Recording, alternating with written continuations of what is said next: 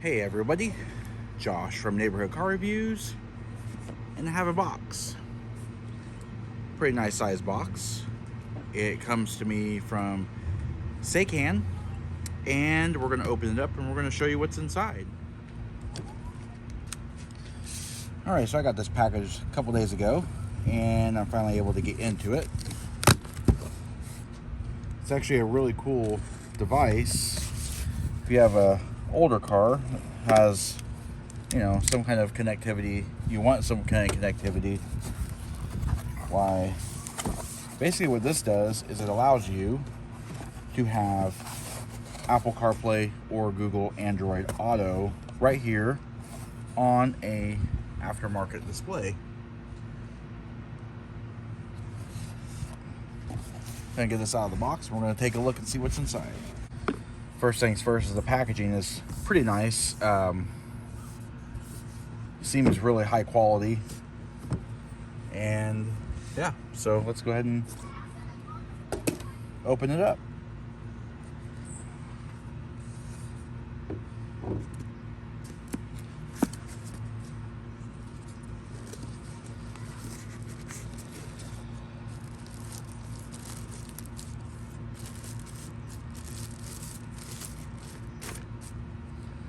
So basically what we have here is, our large display here.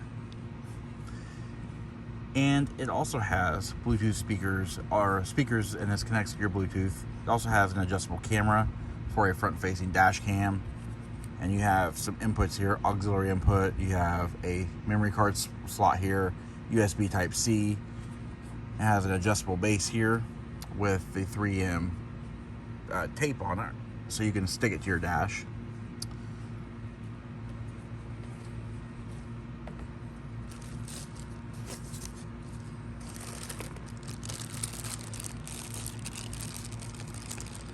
So we also have this bag here.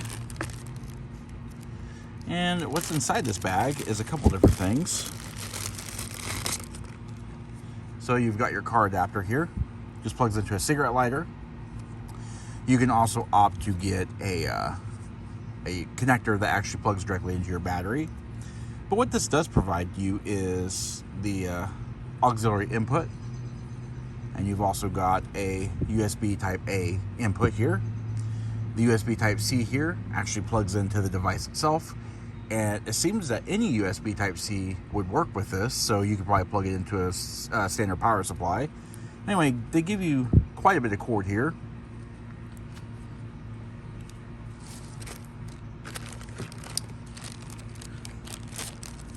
The other, which is actually included in the box when you purchase this product, and there's a link in the description below. And this is pretty unique because right now online this is currently at $100 US. So this plugs into the small auxiliary jack. I'll show you how that goes in. So you've got your auxiliary here, and that's too big, obviously. So here you have another one, the small port, plugs in right there. And what they do is they give you a backup camera. Very cool. Has a ton of cable, so you can either have it on a smaller car or you can even have it on a larger vehicle, and you have plenty of cable. And it actually looks like it has a fusible link and everything there, so that's pretty cool. In addition, you have two small mounting screws for the camera. You have a quite large auxiliary input jack here.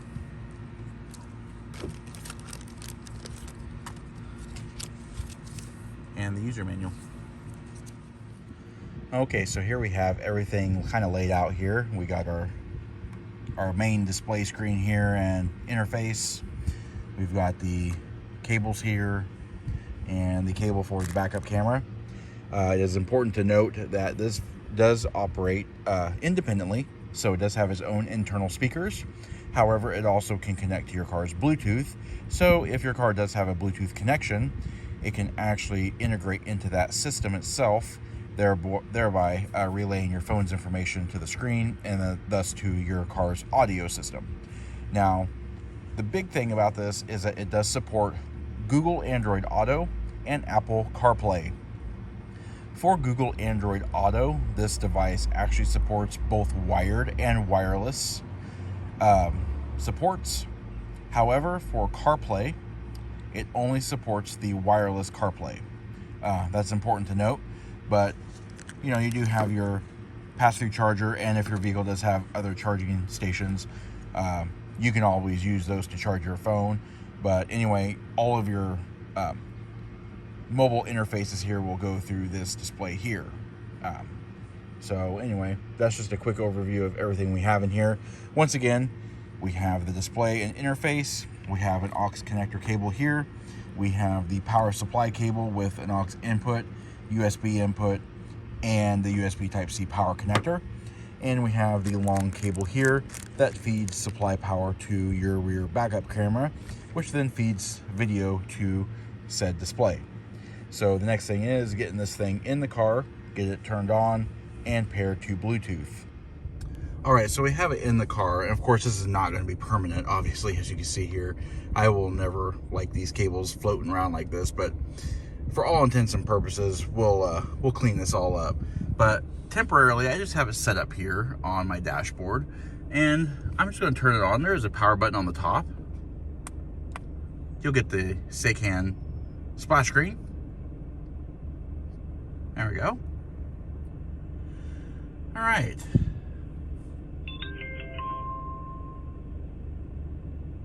And there we go. We have our interface so far. So we have the recorder, mobile internet, screencast, FM, Bluetooth, replay, brightness, settings, all that kind of stuff. So what we're going to do is we are going to go into the settings, and we're going to start to pair this to the Bluetooth. Okay, so here we are inside the Fusion, getting ready to install the Seicane 10.26 inch Apple CarPlay display. Spent a couple days getting familiar with it, and today I'm actually doing the permanent install. Now rest assured, you probably won't have to go to this detail, but I cannot stand exposed wiring. So as you can see, I have the entire front fascia of my dashboard completely taken off. So up here is basically where the there's a little dash top storage, and then this big slot here would be my air vents, and then this slot here would be for the radio and the trim panel. So anyway, so basically here's what I've done. The USB Type-C cable runs up through this little hole up here, and it will ultimately just pair right into the display screen itself. It does come with, as I showed you before, it does come with a couple of additional cable inputs. So you have an auxiliary input jack here, and you also have a USB. Now, I don't necessarily need these in this car because I have an auxiliary jack and I have a USB jack for the sync Bluetooth system, of which this will be ultimately paired to. So basically, I'm really more concerned about the power. And here's my idea. I'm going to run it all the way down through the back of the dash, and it's going to come out this. I'm going to put it underneath this trim panel here up in the passenger side footwell. It's basically going to run all the way up, and I'm going to kind of like try to put it to where the only cable you see is where it comes up through here, unless I can somehow get it through the cup holders and into the thing itself. But other than that, that's kind of where I'm going right now, is I'm just going to run it up the center console, pass through, and into the center console. Inside, I have a 12-volt power point, because right here, it's dirty, I know, but I have two USB ports right here that I use for powering our devices. So, all right, I will get back with you, and you'll see it kind of in the install position. So basically what I did is I unscrewed this part of the console here, which loosened it. So I dropped all the wires behind the dash, all the way down through here, behind this trim panel, took the center console out, as you can see, and I ran the wire completely up into here. So basically what's going to happen next is I'm going to move my radio out of the way. And our next, inside my messy console, is basically I'm just going to run the wires up through and in here into that 12-volt power supply. All right, so what I did basically is I took the USB and the auxiliary jack out, just kind of popped the interfaces out, and I basically ran my cable through that opening, and I'm just going to run it through that little slot there, and it's going to power right into here, and hopefully this all plugs back together all nice and neat. Alrighty, so because we didn't have a whole lot of room, you'll see this little notch right there. It's cut out and basically has enough room for this wire to go through and still have enough room for my plate for the aux in and the USB to go in and clip in. So that's kind of my fix there. It's pretty clean, and when that trim plate's in, I'll never even know that hole is there. All right, we got the car back together. As you can see, only one wire coming up that area there. And as you can tell, cleaned everything up. Absolutely no wires at all, with the exception of in here, all my stuff. But anyway, the power adapter is in there with enough room to unplug it and plug it back in because it has constant power and I don't want that screen to run my battery down. Okay, so it's another day and I realized I forgot to include or install the backup camera. And it actually comes with this nice little camera module and a small adjustable metal base. And at first I was just going to drill through this plinth up here, but I decided I'm just going to run the wire through the map light or the license plate light, and then just run it underneath the trunk wiring here, match it all up with this wiring loom here, and it's going to go all the way into here and into the car where it will meet up with the display. Alrighty, so what I've done is I've went ahead and finished running that wire through the trunk and the rear trunk carpet down the bottom of the seat cushion. I've removed the rear seat cushion out, and basically I'm going to run the wire through the hump right here. It's going to go right into the center console, and I'm going to follow that path all the way up to the dash display. Alright, so this looks pretty familiar from the last clip, but it's inside the center console. Runs up the center dash, and right now it's coming up through here. It is that small little looks like an audio jack next to the USB-C. That is our rear camera feed. So after I get all this dashboard put back together again, it's ready to go. All right, so I'm not really sure how to automatically get the backup camera to engage, but you have this recorder button here, and you can use the back camera. You can also do a flip camera, so you have the reverse camera and the front facing camera. You can also go full front, and I can adjust my camera here. There's a camera lens out there. And then yeah, or you can go back to the home button. And you can also go into settings, which is really cool here. You've got setting guidelines, backup camera mirror, and backup camera flip. So right now here you can actually set your guidance lines. You can spread them out. You can adjust them, bring them in, bring them out, all that kind of stuff.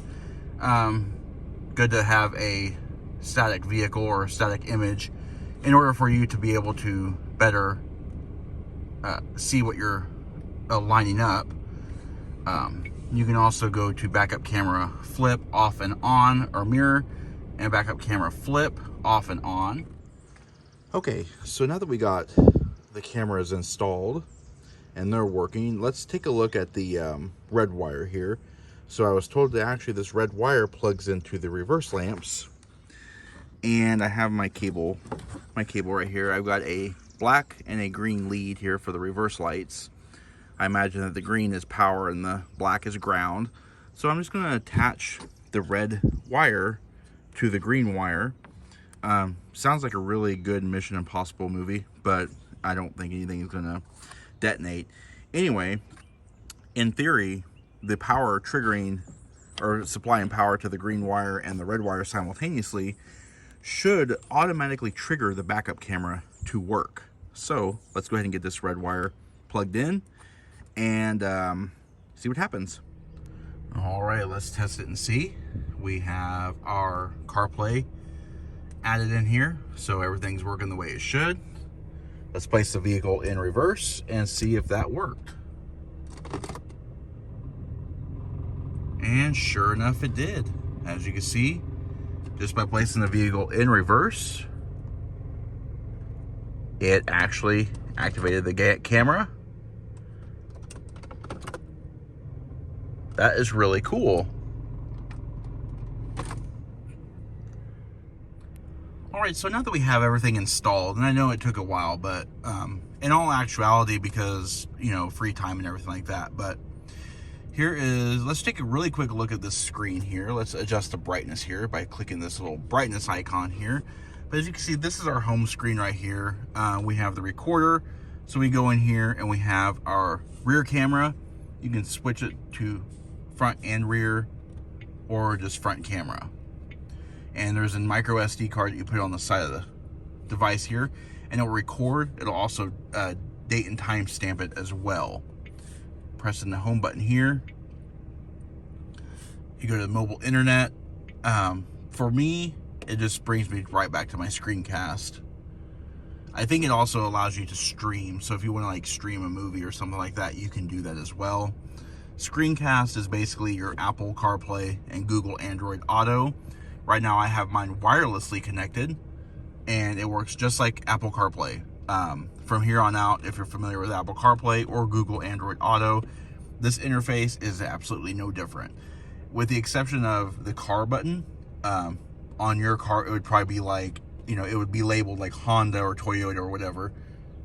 You just press that and it brings you back to its main screen. This is what's playing right now. This is your clock. Down here is your FM transmitter if you so use that. Your Bluetooth connector, replay, your brightness. There's only 4 levels of brightness. The most dim, and it just divides it into quarters. And then settings is really cool because there's a lot. So we have mobile link here, and that just allows us to do Apple CarPlay, Android Auto, Apple AirPlay, and Android mirror, wireless mirror. CarPlay position, you can move it from full screen to left and right. I guess that divides it up. And then the resolution, right now we just have it in 1080. I don't need it to be 4K, but it can go all the way up to a 4K display. And I think that's actually for your cameras, but 1080 is more than enough. Loop recording just allows a loop of 1 to 3 to 5 minutes. Your G sensor, you can sense it. That's for like braking and stuff like that. If I understand it correctly, when the G sensor actually triggers like a panic stop or whatever, it'll automatically start to record. Your car OSD, not really sure what that is. Screensaver, I don't have it turned on, but it can actually go, you can set it from 1 to 5 minutes. And so after inactivity, it'll just do the screensaver. Setting guidelines, this is where you can actually set your rear camera guidelines if you want to. You can position them just about anywhere you want to. You can do a backup camera mirror. You can mirror the image. I prefer not to. You could flip it. I prefer not to. Set your language. Has a bunch of different languages that you could do. Your date and time settings here. Date format here. Wi-Fi switch. Your Wi-Fi info. You can actually scan that QR code. And then you can format your SD card here when you have an SD card plugged in. You can format it to this. It'll erase everything, but once you format it, it can actually be, it'll be optimized for this device. Reset to factory, and this is just your version settings. And getting out of there. And then we'll go back to the screencast. So there you go. That is, in general, the Seicane 10.26 inch Apple CarPlay / Google Android Auto touchscreen display. It does have a front-facing camera, the rear-facing camera with the rear backup camera. It all comes standard with the package that you order. Overall installation is actually very, very easy. I chose mine to be a little bit more difficult simply because I don't want a lot of wires showing. Ultimately, I just have these 2 wires showing, and that's what plugs the camera and the main power supply into this screen. So overall, for $100, and your car doesn't have Apple CarPlay or Google Android Auto, and you want it, this is probably the best way to go. The screen resolution, the screen actuation, like just moving the screen and using it, I've used it for about a month now, and I have had absolutely no issues with it. To be honest with you, my car, I mean, it's the Sync Generation 1, so they didn't even know Apple CarPlay existed back then, and because it didn't. And to be able to have this in this car now is a huge deal for me, because I do like the new technology, but I don't want to get rid of my car. So if that's kind of what you're looking for, I mean, everything, if your car has Bluetooth or has auxiliary connections, all your media will still play through your speakers, but everything can be controlled through the menu, the display screen, which is really, really nice, especially on long road trips. It does come in handy. So my overall impressions are, this is actually a very good display for the price you're going to pay for it. It's probably one of the best ones, really. My only downside is I wish the manual was a little bit more clear and concise. But other than that, everything is very much plug and play. So there you go. That is my installation, unboxing, and quick look at the Seicane 10.26-inch Apple CarPlay / Google Android Auto display screen. We really hope you found this video informative. I put a lot of work into it. If you did, please comment down below. Also, don't forget to hit the like button and subscribe. Check out our Facebook page at facebook.com/neighborhoodcarreviews and our Instagram channel at BrensoJ1. And of course, as always, thanks for watching.